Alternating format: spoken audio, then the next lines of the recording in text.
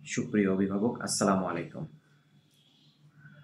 আজ আমি আলোচনা করব শীতের খুবই সাধারণ একটি সমস্যা, চর্মরোগ সমস্যা শিশুদের বিশেষ করে। সেটি হচ্ছে স্ক্যাবিস বা খোসপাচড়া। শীতকাল আসলেই প্রায় অভিভাবক আমাদের কাছে সন্তান নিয়ে আসেন যে সারা শরীরে চুলকানি হচ্ছে, শরীরে চর্মরোগের মতো উঠে যাচ্ছে, রাতের বেলা খুব চুলকানি হচ্ছে। সবচেয়ে বেশি ক্ষেত্রে আমরা যে রোগটি পেয়ে থাকি সেটি হচ্ছে স্ক্যাবিস, বা বাংলায় বলা হয় খোসপাচড়া বা খুজলি নামেও পরিচিত। অনেকে এটিকে অ্যালার্জি বলে ভুল করে থাকেন, যে আমার পরিবারে সবার অ্যালার্জি হয়েছে বা বাচ্চার অ্যালার্জি, এবং তার অ্যালার্জির ওষুধ খাওয়াতে থাকেন, কিন্তু সেক্ষেত্রে কিন্তু চিকিৎসাটি সঠিক হয় না। স্ক্যাবিস চিকিৎসাটি কিন্তু খুব দ্রুত করতে হয়, কারণ সরাসরি যখন ছড়িয়ে পড়ে অনেক সময় কমপ্লিকেটেড অবস্থায় পৌঁছে গেলে চিকিৎসাটা এত সহজ হয় না। আহ, সর্বপ্রথমে বলি যে এটি একটি আসলে পরজীবী ঘটিত রোগ, অর্থাৎ এক ধরনের জীবাণু, যেটাকে আমরা পরজীবী বললে আরও সঠিক হয়। সেটি আমাদের শরীরের চামড়ায়, আক্রান্ত রোগীর চামড়ায় থাকে সেটি, এবং রোগীর ক্লোজ কন্টাক্টে যারা থাকে, হ্যাঁ, শারীরিক ত্বকের স্পর্শে অথবা একই কাপড় চোপড়, একই বিছানা যারা ব্যবহার করে থাকেন, তাদের এই রোগটি কিন্তু ছড়িয়ে পড়ে। এই রোগের লক্ষণ যদি আমরা বলি, যে সবচেয়ে বেশি পাওয়া যায় সেটা হচ্ছে চুলকানি। অনেক সময় শরীরে কোনো র্যাশ ওঠার আগেই কিন্তু তার চুলকানি শুরু হয়ে যায়, এবং এই চুলকানিটি রাতের বেলায় বেশি অনুভূত হয়। দিনের থেকে রাতে বেশি চুলকাতে থাকে। মায়ের অভিভাবকরা, শিশুর অভিভাবকরা বলে থাকেন যে শিশুর রাত্রেবেলা খুব চুলকাতে থাকে শরীর। আর শরীরে যখন আহ, লক্ষণগুলো দেখা দেয়, এটা বিভিন্ন রকম হয়ে থাকে। আমরা মেডিকেল সায়েন্সের পরিভাষায় বলে থাকি যে প্যাপিলোভেসিকুলার লেশন, অর্থাৎ প্রথমে একটি ঘামাচির দানার মতো, শুধুমাত্র ঘামাচির দানার মতো চর্মরোগের মধ্যে দেখা যায়, এবং পরবর্তীতে অনেক সময় সেটার মধ্যে মনে হয় যে একটি পানি জমে আছে, যেটাকে বলা হচ্ছে ভেসিকল। যখন সেটি শুধুমাত্র ঘামাচির দানার মতো থাকে তখন আমরা প্যাপিউল করি, যখন পানি জমার মতো হয়ে যায় তখন ভেসিকল। অনেক সময় জোরে চুলকালে একটু পানি বের হয়ে যেতে পারে। এমনকি যখন সেটার মধ্যে অন্য আরেকটি ব্যাকটেরিয়ার ইনফেকশন হয়ে যায়, তখন সেটাকে পাস্টিউলার বা পুষ সমৃদ্ধ একটি চর্ম সমস্যা দেখা দেয়। এই চর্মরোগের একটি বিশেষ বৈশিষ্ট্য আছে, শরীরের বিভিন্ন স্থানের মধ্যে বিশেষ কিছু স্থানে এটি সবচেয়ে বেশি দেখা দেয়।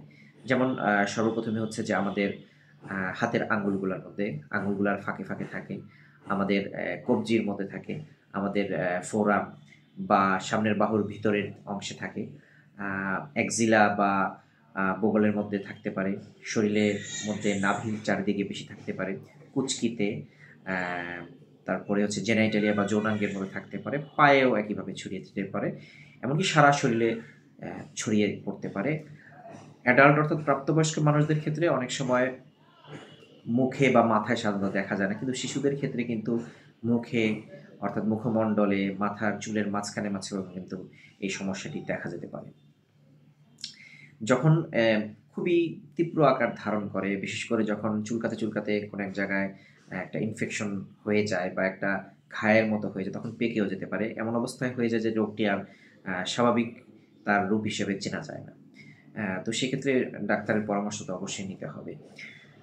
এবার যদি আমরা এটির প্রতিকার করতে চাই, যে কোনো একজন মানুষ স্ক্যাবিসে আক্রান্ত হয়ে গিয়েছে যদি সাব্যস্ত হয়, তাহলে কিভাবে আমরা চিকিৎসা করব? এই চিকিৎসাটি করতে হবে, আমাদের মাথায় রাখতে হবে যে এই জীবাণুটি তার শরীরেও আছে, তার পোশাক আশাকেও আছে। শরীরের চিকিৎসা যদি আমরা করতে চাই, 5% পারমিথ্রিন একটি ক্রিম, যেটি বিভিন্ন নামে বাজারে পাওয়া যায়, যদি আমি বলি যে স্ক্যাবেক্স, লরিক্স, পারমিন ইত্যাদি বিভিন্ন ব্র্যান্ডের কিন্তু এই পারমিথ্রিন ক্রিমটা বাংলাদেশের মার্কেটে পাওয়া যায়।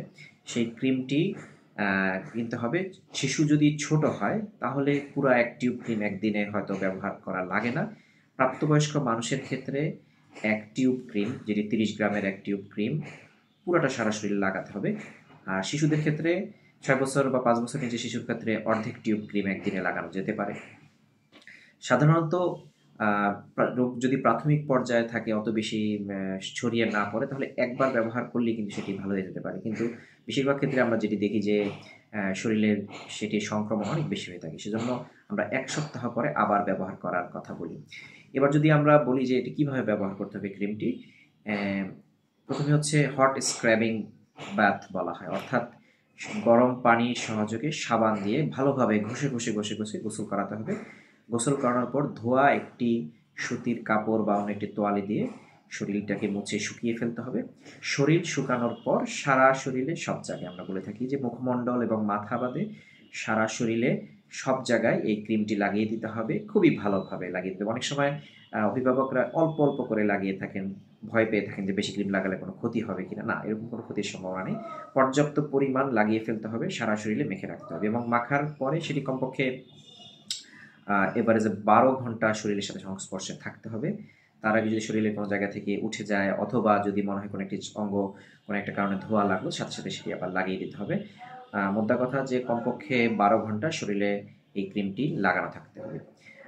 তারপর আবার পানি ব্যবহার করা যেতে পারে। এভাবে একদিন ব্যবহার করার পর প্রয়োজনে 1 সপ্তাহ পরে আবারও ব্যবহার করা যেতে পারে। এটি হচ্ছে একদম সাধারণভাবে যে চিকিৎসা। তবে কমপ্লিকেটেড কেসের ক্ষেত্রে যদি দীর্ঘদিন ধরে আক্রান্ত হয়ে থাকে, শরীরের চর্মরোগের পরিমাণ অর্থাৎ স্ক্যাবিসের লেশনের পরিমাণ অনেক বেশি হয়ে থাকে, তাহলে কিন্তু অবশ্যই চিকিৎসকের পরামর্শ নিতে হবে। কারণ সেক্ষেত্রে চিকিৎসক ডিসাইড করবেন যে আসলে কোন ওষুধটি কীভাবে কী মাত্রায় কয়দিনের জন্য ব্যবহার করা যেতে পারে। আরেকটি যেহেতু খুব অনেক বেশি চুলকানি থাকে, সেহেতু চুলকানি কমানোর জন্য অ্যান্টিহিস্টামিন বা চুলকানির ওষুধ যেমন ফেক্সোফেনাডিন, সেট্রেজিন অথবা ডাইহাইড্রোক্সিজিন, হাইড্রোক্লোরাইড ইত্যাদি চুলকানির ঔষধ কিন্তু মুখেও খাওয়ানো যেতে পারে। 15 দিন থেকে 20 দিন বা 1 মাস পর্যন্ত খাওয়ানো যেতে পারে। চর্মরোগটি ভালো হয়ে যাওয়ার পরেও কিন্তু চুলকানিটা আরও বেশ কিছুদিন থাকতে পারে। তো সেটা দেখে কিন্তু কেউ যেন না ভাবে যে আমার চর্মরোগটি হয়তো ভালো হয়নি। অর্থাৎ চর্মরোগ ভালো হয়ে যাওয়ার পরও চুলকানি থাকতে পারে, সেজন্য চুলকানির ওষুধ খাওয়া লাগতে পারে 10 দিন, 15 দিন বা 20 দিন এই পর্যন্ত। চুলকানির ক্ষেত্রে কিন্তু নখ দিয়ে চুলকানো যেন না হয়, কারণ নখ দিয়ে চুলকানি কিন্তু ইনফেকশনটা হয়ে যায়, সেদিকে সতর্ক রাখতে হবে।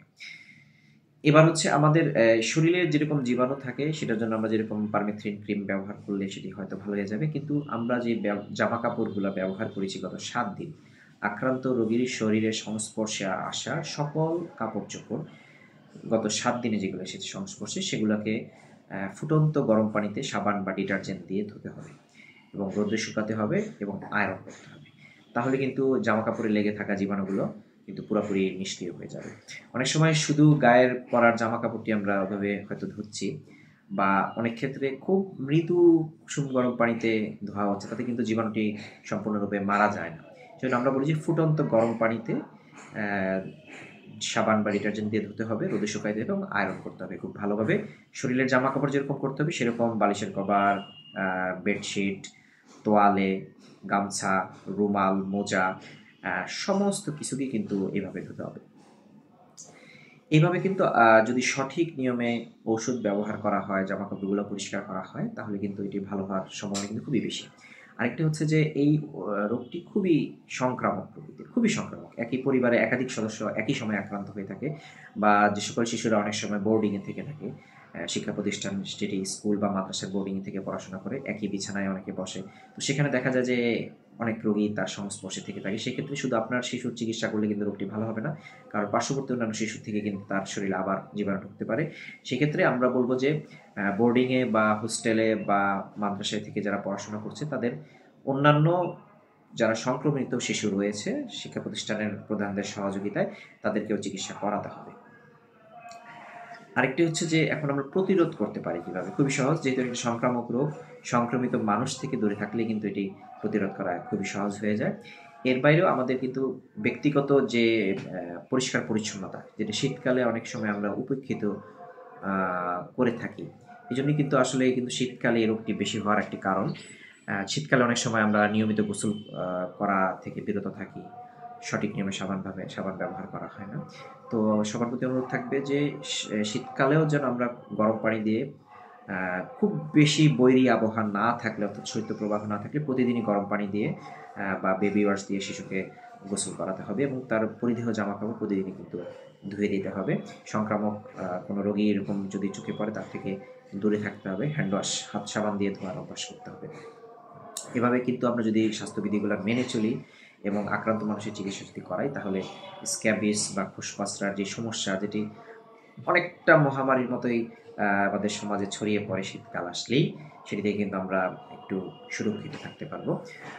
সেই জন্য আপনাদেরকে অনুরোধ করব, আপনাদের শিশুদের চর্মরোগের এই বিষয়গুলোকে অবহেলা করবেন না, দ্রুত চিকিৎসা করাবেন।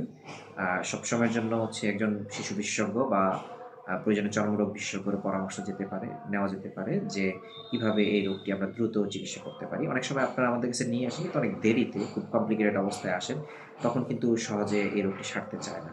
সেজন্য অনুরোধ করব যে রোগ লক্ষণ দেখা দেওয়ার খুব দ্রুত সম্ভব এটার চিকিৎসা করানোর ব্যবস্থা করতে হবে।